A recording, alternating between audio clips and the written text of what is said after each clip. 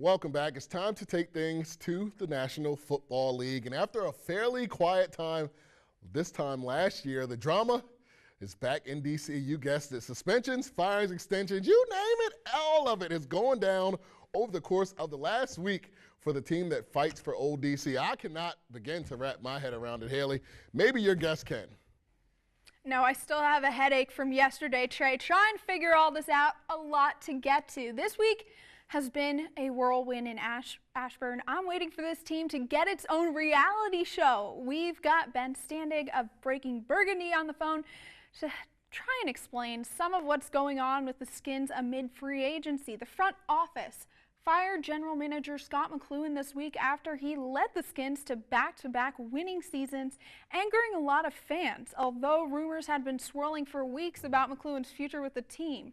He was barred from speaking to the media, and he didn't speak at Senior Day, and there seemed to be some friction between him and team president Bruce Allen.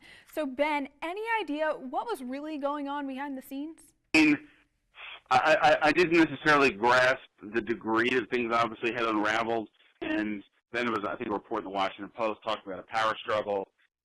I don't know how much I believe that one completely, but either way, there was clearly it falling out as evidenced by how things went down to the point that not only did the Redskins fire Scott McClellan with 2 years left on his contract, but somebody in the organization gave quotes to the Washington Post really slamming McClellan for his issues with alcohol.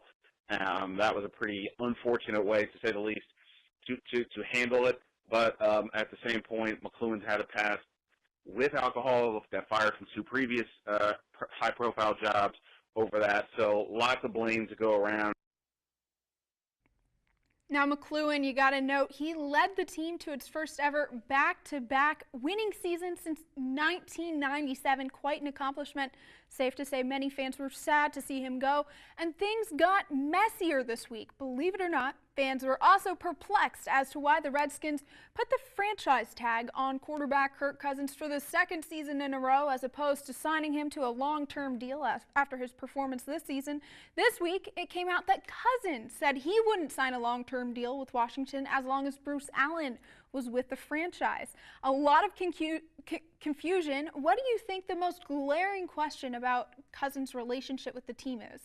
I think the question comes now is, how much does Kirk Cousins actually want to be with the Redskins, and are the Redskins truly all in terms of meeting him somewhere with a contract? I think the idea that Cousins does not want to play for the Redskins is more real than I think some people want to accept. I don't believe that Kirk Cousins wouldn't sign with the Redskins over Bruce Allen.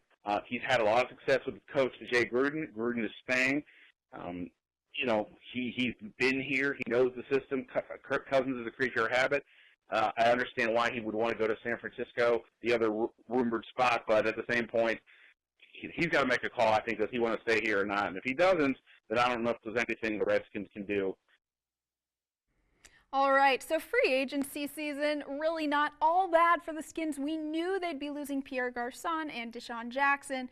Definitely a big hit for the offense, but they signed Terrelle Prior to a 1-year, $8 million deal. Pretty favorable for Washington.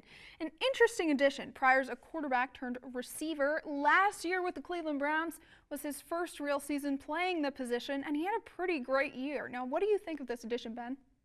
It's potentially a pretty big addition. He's athletic, he's huge, he's a work in progress, but there's a lot to work with.